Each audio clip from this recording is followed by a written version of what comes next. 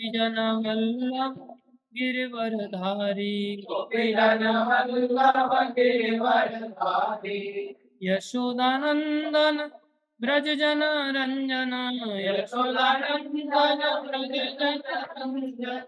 यमुना तीरावन चारी यमुना तीरावन चारी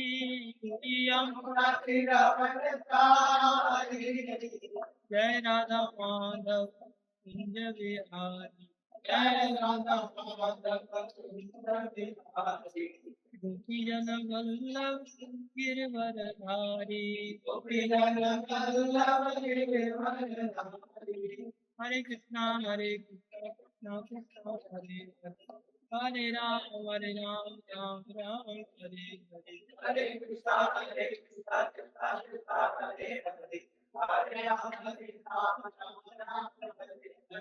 हरे हरे कृष्णा कृष्णा कृष्णा हरे हरे हरे राम राम राम हरे हरे हरे कृष्णा कृष्णा कृष्णा हरे हरे हरे राम राम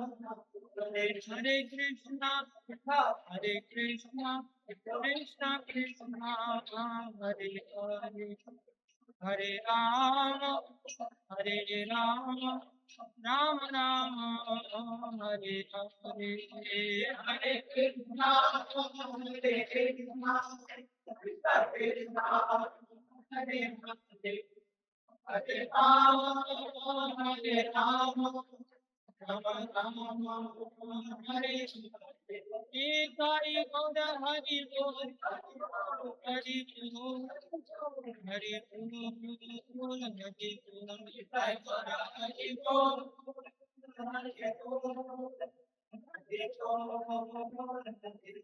जय जय प्रभुपाद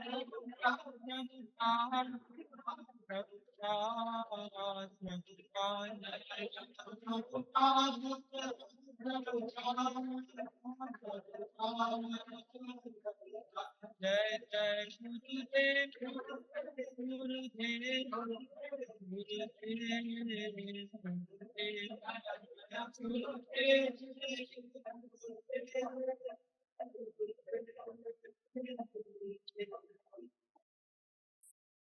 बोलो हरि नाम संकीर्तन महायज्ञ की जय। हरे कृष्ण महामंत्र की जय। श्री श्री राधा कांत भगवान की जय। श्री श्री जगन्नाथ बलदेव सुभद्रा माता सुदर्शन जी महाराज की जय। श्री श्री गौर राधा कृष्ण भगवान की जय। श्री श्री सीताराम लक्ष्मण भक्त हनुमान की जय। श्री श्री षड गोस्वामीगण की जय। श्री गुरु परंपरा की जय। जगत गुरु श्री प्रभुपाद की जय। श्री गुरु महाराज की जय। अनंत कोटि वैष्णव वृंद की जय।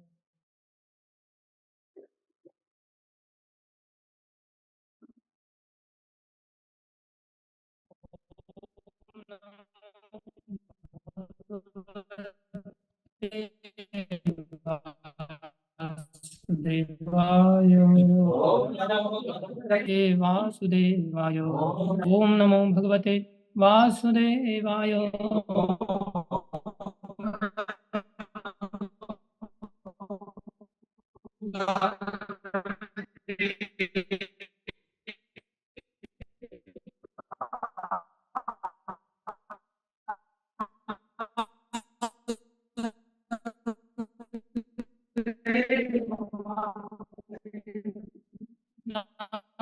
नारायणं नमस्कृत्यं देवीं ततो जयं धीरये नष्टप्राये स्वभद्रेषु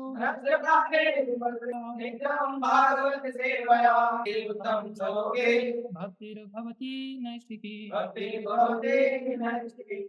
श्रीमद् भागवतम स्कंदो अध्याय 3 श्लोक संख्या 20।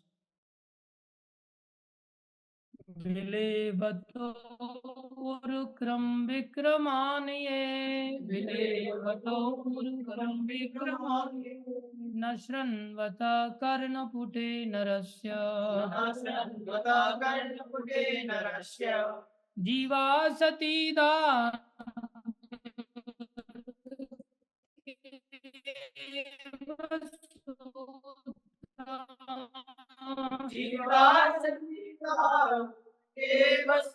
गाथा विलेवतोरुक्रम विक्रमाणये न शृण्वत कर्णपुटे नरस्य जीवा सती दार्दुर्गेव सूत न चोपगायत्युर्गाय गाथा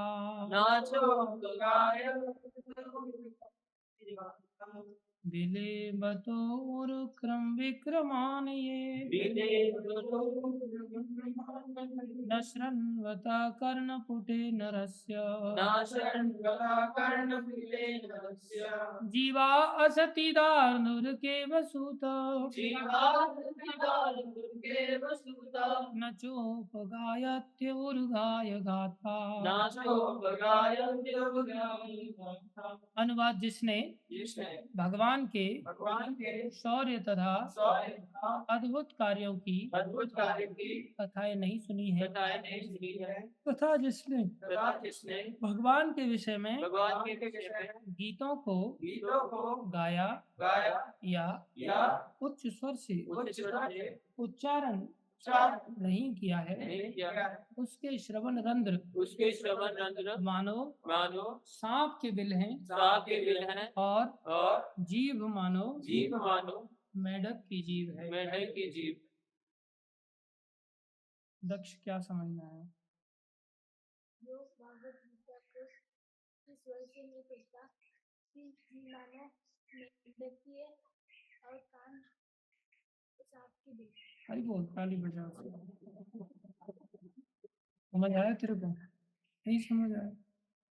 सुनता नहीं तो ध्यान किधर रहता है तेरा?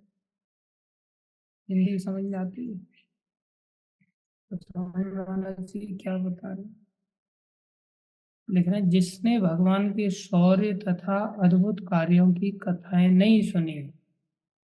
कोई व्यक्ति अगर भगवान की कथाएं नहीं सुनता, भगवान की अद्भुत लीलाएं विशेष लीलाएं जो नहीं सुनता, बोले या भगवान के गीतों को अच्छी तरह से नहीं गाता, जोर से जैसे आरती गाते हैं, कीर्तन करते हैं, श्लोक गाते हैं, ये सब उत्तम श्लोक है, भगवान के गीत हैं, इनको कोई उच्च स्वर से नहीं उच्चारण करता, बोले उसके कान सुनाई नहीं कथा।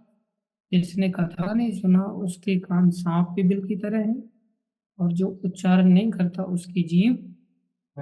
समझ आ गया? समझ आ गया ना? ध्यान रखने का, ठीक है? ध्यान से सुनो। पवन तेरे को समझ आया? समीर तेरे को समझ आया? अच्छी बात, अच्छे बच्चे हैं आप लोगों को लगता है मेरे को कॉस्को की गेंद लाके देनी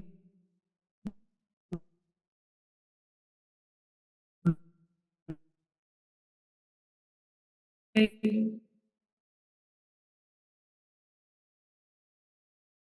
कि नहीं? आज गेंद ला देंगे लेकिन कल के दिन फिर उत्तर देना पड़ेगा, ठीक है? होशियार बच्चे।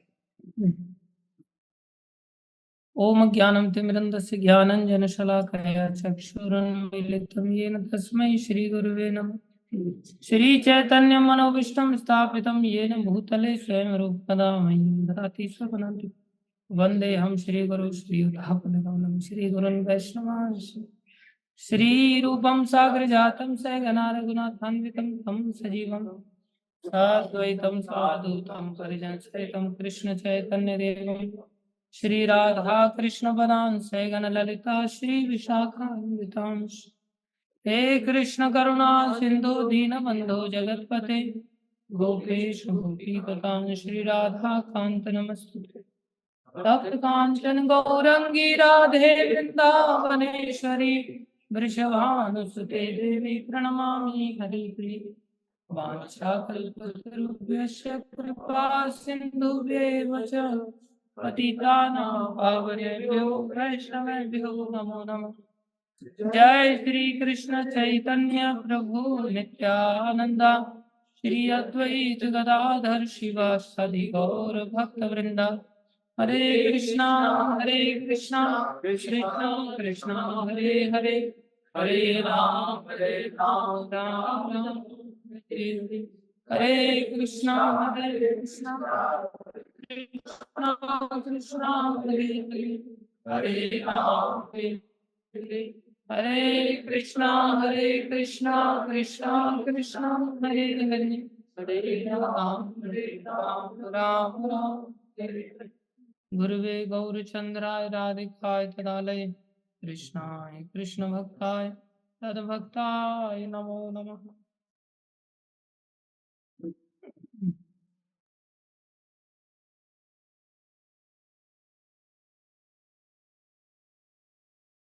कल चर्चा हो रही थी कि किस प्रकार से शुद्ध इंद्रियां इंद्रिय तृप्ति में नहीं लगती, वो भगवान की सेवा में स्वयं लगती है। तात्पर्य में प्रभुपाद जी क्या समझा रहे हैं आज? तात्पर्य अर्चनी वंदनी प्रातः स्मरणीय जगतगुरु श्रील प्रभुपाद जी द्वारा। श्रील प्रभुपाद की ध्यान से सुनो। भगवान अपनी समस्त इंद्रियों समेत परमेश्वर है और सेवक जो भगवान का अंश है वह भी उन्हीं इंद्रियों से युक्त होता है। भगवान की सेवा इंद्रियों का नितांत शुद्ध उपयोग है। जैसा कि भगवत गीता में कहा गया है, भगवान ने पूर्ण इंद्रियों से उपदेश दिया और अर्जुन ने पूर्ण इंद्रियों से उसे ग्रहण किया। इस प्रकार यह गुरु तथा शिष्य के मध्य ज्ञेय तथा तार्किक ज्ञान का पूर्ण विनिमय हुआ। ये ज्ञान ऐसे ही नहीं, कुतार्किक नहीं है और ऐसा भी नहीं कि अंधविश्वास वाला हो, तार्किक है, समझने में बड़ा सरल है, सहज है, प्रूफ से युक्त है। एक प्रकार से आध्यात्मिक ज्ञान कोई विद्युत आवेश नहीं है। प्रभुपाद जी बता रहे हैं आध्यात्मिक ज्ञान कोई विद्युत आवेश नहीं। ये जो आध्यात्मिक ज्ञान विद्युत आवेश किसको कहते हैं? जैसे बिजली का करंट नहीं है कि प्लग लगाया और अंदर घुसा दिया। आध्यात्मिक ज्ञान ऐसे नहीं प्राप्त होता। तो फिर कैसे प्राप्त होता है? जो गुरु से शिष्य में प्रवेश करता है, जैसा कुछ को प्रचार करने वाले मूर्खतावश दावा करते हैं। केवल गुरु जी से दीक्षा ले लिया और दीक्षित हो गए, सोचे अब हम ज्ञानी बन गए और कहने लगे मैं दीक्षित हूँ साहब, अब मुझे ज्ञान प्राप्त हो गया, अब मुझे भगवान मिलने ही वाले हैं, बस वैकुंठ से विमान जब आएगा तो मैं चला जाऊंगा संसार से, या मरूंगा तो पक्का वैकुंठ से विमान आएगा ही आएगा। ऐसा मूर्खतावश दावा है। प्रत्येक वस्तु ज्ञान तथा तर्क से पूर्ण है और गुरु तथा शिष्य के मध्य विचारों का आदान प्रदान तभी संभव है जब उसे विनीत भाव तथा सच्चाई से ग्रहण किया जाए। तो क्या बिना गुरु के फिर ज्ञान प्राप्त नहीं होता? बोले नहीं हो सकता। तो क्या गुरु से जो ज्ञान प्राप्त होता है फिर वो तो फिर बिजली के सॉकेट की तरह ही हो गया। जब बिना गुरु से नहीं मिल रहा, गुरु से ही मिल रहा है, तो सॉकेट लगा दिया जाए प्राप्त हो जाएगा। बोले नहीं, प्लग लगाने से ऐसे प्राप्त नहीं होता। गुरु से कैसे प्राप्त होता है? मिलता गुरु से ही है, लेकिन ऐसे नहीं मिलता जैसे पंखा चालू हो जाए। कैसे मिलता है? उसके अंदर विनीत तथा सच्चाई से ग्रहण की, विनीत भाव, विनम्र होने से, और हृदय की सच्चाई भी होनी चाहिए, हृदय का कपट भी नहीं होना चाहिए। जो विनीत होगा, अब देखो एक जैसी सिचुएशन हो सकती है ऊपर से देखने पर, लेकिन फिर भी उसमें अंतर होता है। सच्चाई मतलब हम झूठ कब बोलते हैं? जीवन में झूठ कब आता है हमारे?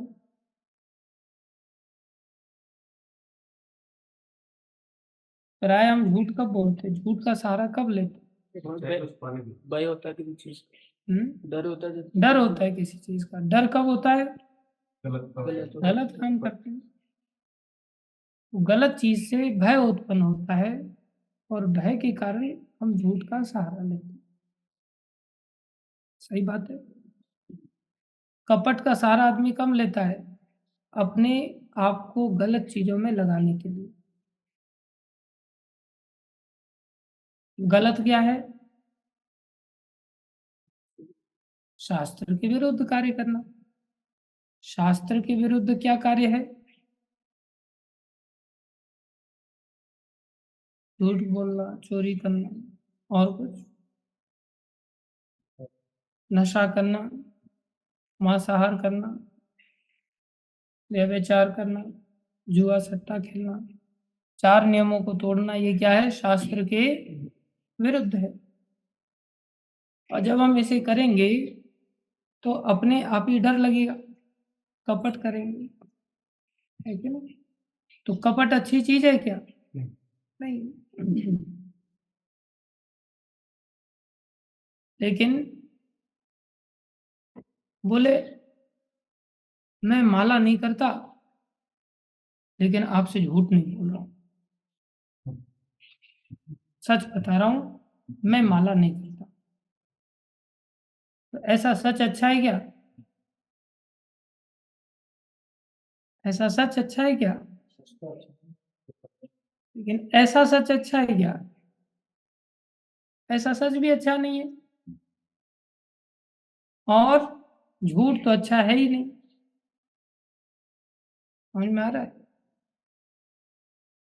एक दृष्टि से देखा जाए तो कपट नहीं कर रहा है, लेकिन ऐसी निष्कपटता का लाभ क्या मिलने वाला है उसको? कोई लाभ थोड़ी मिलने वाला। एक और सच बोल रहे हो और एक और गलत कार्य कर रहे हो। क्या गलत कर रहे हो? कि भजन ही नहीं कर रहे हो। सबसे बड़ा गलत कार्य तो भजन नहीं करना है, भक्ति नहीं करना है।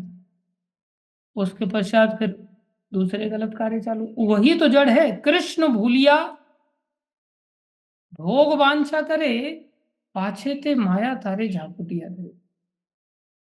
भोग करना, वांछा, भोग की इच्छा करना, वो भोग करने की जड़ है। अब भोग की इच्छा ही नहीं है तो भोग कैसे कर पाएगा आदमी? इच्छा होगी तभी तो भोग संभव है। किसी प्रकार का रसगुल्ला खाने की इच्छा ही नहीं तो रसगुल्ला खा लेगा क्या? बीड़ी पीने की इच्छा ही नहीं, बीड़ी पिला दोगे आप उसको? दारू पीने की इच्छा नहीं, जबरदस्ती पिला देंगे क्या? उसको संसार में धन इकट्ठा, धन संग्रह करने की इच्छा ही नहीं, धन जबरदस्ती करा सकते हैं क्या? नहीं। समस्या भोग के पीछे भोग वांछा है। और भोग वांछा कहां से आई? उसकी जड़ क्या है? कृष्ण भूलिया। कृष्ण को भूल जाने से भोग वांछा अपने आप उदय होगी। और जब भोग वांछा उदय होगी तो भोग में लगेंगे, और जब भोग में लगेंगे तो भोग को छुपाने के लिए झूठ आदि का, कपट आदि का सहारा लेंगे। चेन लंबी है ना, इसलिए सबसे गलत कार्य झूठ बोलना हुआ, कपट करना हुआ, या कपट की जड़ भोग हुआ, या भोग की जड़ भोग वांछा हुई, या भोग वांछा की जड़ कृष्ण को भूलना हुआ।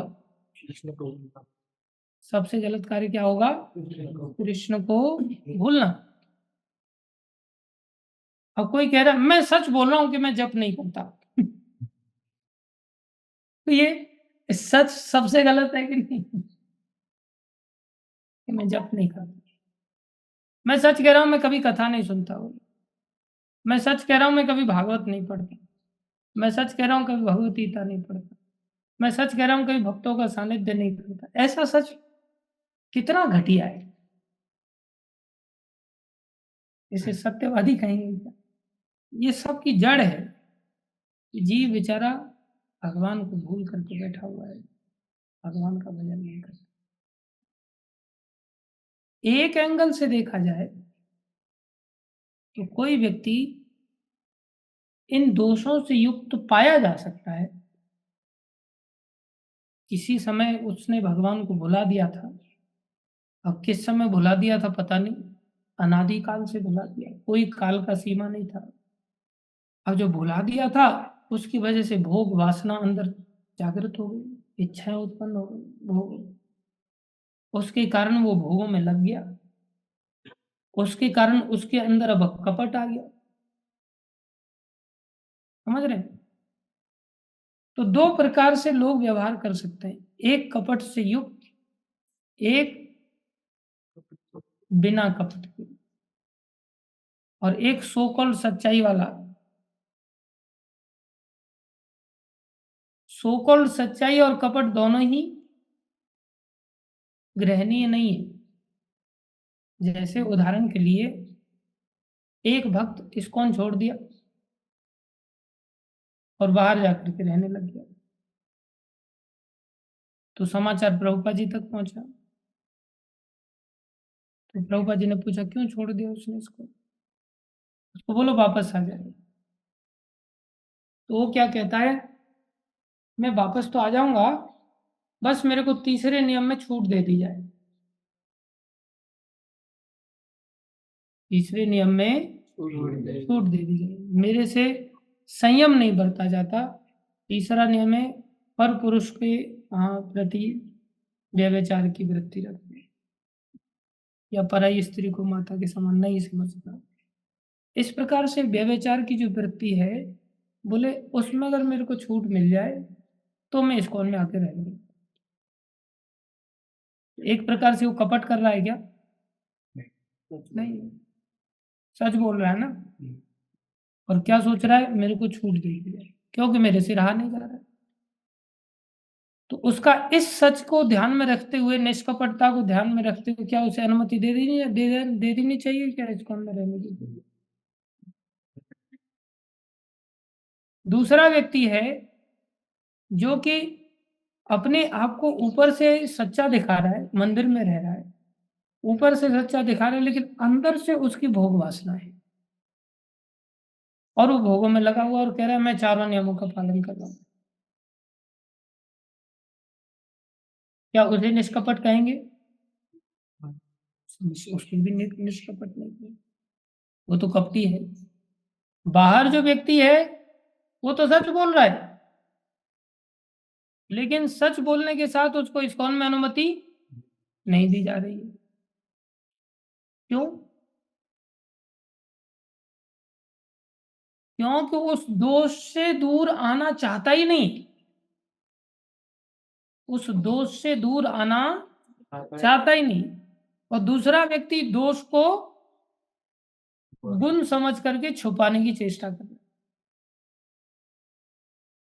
दोष को गुण समझ बैठा है, इसलिए छुपा रहा है, सोच रहा है मैं तो बढ़िया हूं। अरे सबको नहीं बता सकते तो कम से कम कुछ को तो बता देना चाहिए, कुछ को नहीं बता सकते तो कम से कम एक आध मित्र को तो बता सकते, एक आध मित्र को नहीं बता सकते तो कम से कम गुरु जी को बता सकते हैं। किसी को तो बताओ जिससे कि आपका शोधन हो पाए, आज नहीं तो कल नहीं तो कल, कुछ ना कुछ रास्ता निकले। नहीं, हृदय की बातें व्यक्त करनी चाहिए।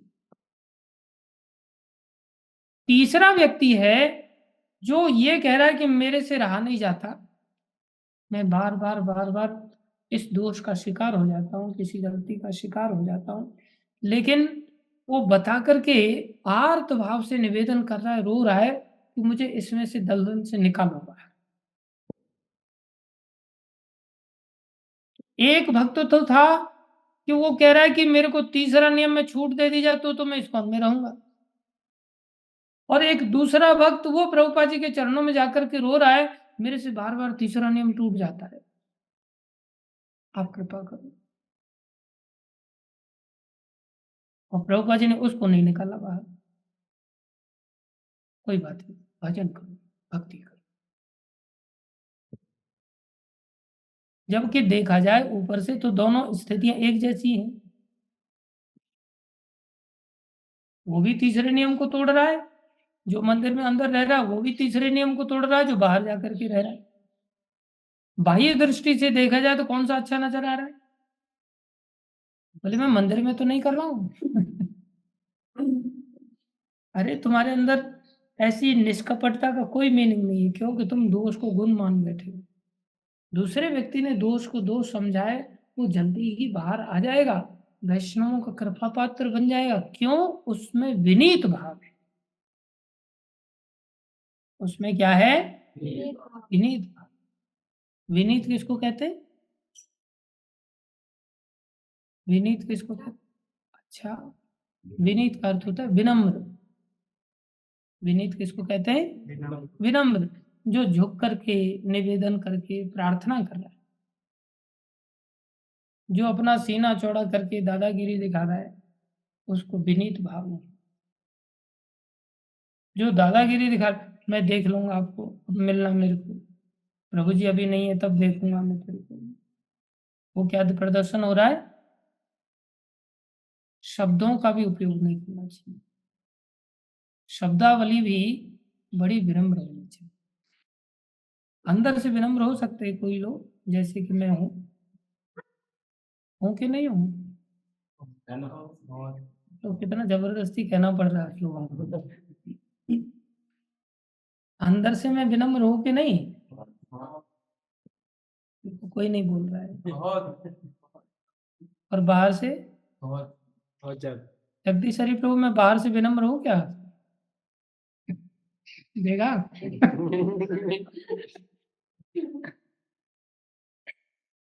और अंदर से विनम्र हूँ क्या मैं? अंदर से भी नहीं।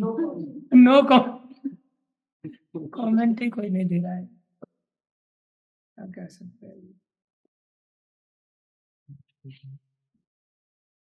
व्यक्ति को कम से कम अंदर से तो विनम्र होना ही चाहिए, बाहर से भी विनम्रता का परिचय देने की चेष्टा करनी चाहिए। मैं बाहर से बड़ा कठोर हूँ और अंदर से भी बड़ा कठोर हूँ, लेकिन अच्छी तरह से कोई भक्ति करता है तो अंदर बाहर दोनों ही उससे विनम्र हो जाता है। यहाँ पर प्रभुपाद जी इस बात को समझा रहे हैं कि कौन शिष्य ऐसा है जो वास्तव में इस दिव्य ज्ञान को ग्रहण कर सकता। कौन शिष्य? इसके अंदर एक गुण चाहिए, प्रथम गुण चाहिए, वो क्या है? विनीत भाव। एक तो विनम्र हो, एक तो दूसरा गुण भी चाहिए, उसको सच्चाई का जीवन जीने वाला। सच्चाई मतलब हृदय को कपटता के साथ नहीं रखना चाहिए। जो हृदय में है उसको किसी न किसी व्यक्ति को तो प्रकट करना ही चाहिए। एटलीस्ट गुरुजनों को, वैष्णवों को, जो विश्वास पात्र हमारे, उनको अपने हृदय को अवश्य प्रकट करना चाहिए। इसी से क्या होगा? बोले तभी आदान प्रदान संभव है, जब उसे विनीत भाव तथा सच्चाई से ग्रहण किया जाए। चैतन्य चरितामृत में कहा गया कि मनुष्य को चाहिए बुद्धि तथा पूर्ण चेतना से युक्त होकर भगवान चैतन्य की शिक्षाएं ग्रहण करे, जिससे वह महान ध्येय को तर्क द्वारा समझ सके। तर्क द्वारा समझने की आवश्यकता क्या है? हाँ, तर्क से जब हम समझते हैं, तर्क मतलब लॉजिक। जब किसी चीज को लॉजिक से समझते हैं तो हमारा मन चेकमेट हो जाता है, फिर मन इधर उधर भटकता। इसलिए चीजों को तर्क से समझना चाहिए। एक होता भावनाओं से समझना कि चलो चलो सब कर रहे हैं तो हम भी कर रहे हैं। एक होता है चीजों को फिलोसॉफिकली समझना, तर्क से समझना। तर्क से समझने पर आदमी लंबे समय तक भक्ति में लगा है। डर या भय से या इमोशंस के आधार पर जो भक्ति की जाती है वो लंबे समय भक्ति, वो पेंडुलम की जैसी भक्ति होती है। पेंडुलम की भक्ति जैसे पेंडुलम इधर गया, यहाँ पीक पे पहुंचा तो फिर यहाँ से इधर चला जाएगा, फिर यहाँ से इधर। ऐसे ही भक्तों के साथ थोड़े समय रहा, भक्तों में थोड़ी तू तू मैं हुई तो घर भागेगा, और फिर घर पे तू तू मैं हुई तो फिर भक्तों के पास भागेगा। ऐसे कभी घर कभी भक्तों के साथ, कभी घर कभी भक्तों के साथ, ऐसे बस वो न घर का न घाट गोभी का कुत्ता। क्योंकि उसको सेंस ही नहीं, उसको कभी भावना, अचानक से फोन आ गया, प्रभु जी मैंने सब छोड़ दिया, अचानक से प्रभु पत्नी का फोन आया, बड़े प्यार से बुला रही, मैं जा रहा हूँ, तुरंत चल पड़ेगा। और कभी भक्त का फोन आ गया, प्रभु जी, पत्नी को बोलेगा मैं किसी का नहीं हूँ, मैं जा रहा हूँ गुरु जी की शरण में, भक्तों के पास जाएंगे। ऐसे पेंडुलम की तरह झोले खाता रहेगा। जिसको पता है संसार में कोई साथ नहीं देने वाला, केवल भक्ति साथ देने वाली, तो भक्तों का साथ देता है, भक्तों का आश्रय लेता है, जीवन को सफल बनाता है। हमें अपने इस जीवन को सफल बनाना चाहिए, जिससे महान ध्येय है भगवान की प्राप्ति, सबसे बड़ा लक्ष्य। संसार में जो नरक की प्राप्ति 84 लाख योनियों की प्राप्ति कुत्ते बिल्ली पा लेते, हम भी मनुष्य शरीर पा करके अगर उसी लक्ष्य को पा रहे हैं तो फिर क्या ध्येय मिला? कुछ नहीं। इसलिए मर्जी से काम नहीं चलना चाहिए।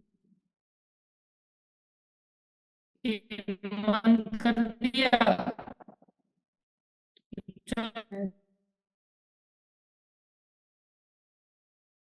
सेंस होना चाहिए हर चीज के पीछे, कोई भावनाओं से काम नहीं चलना, बुद्धि से काम लेना। ठीक है, thank you very much. Bhagavata Mahapurana की जय, श्रील प्रभुपाद की जय, श्री गुरु महाराज की जय, अनंत कोटि वैष्णव वृंद की जय। आप सब भक्तों हरे कृष्ण।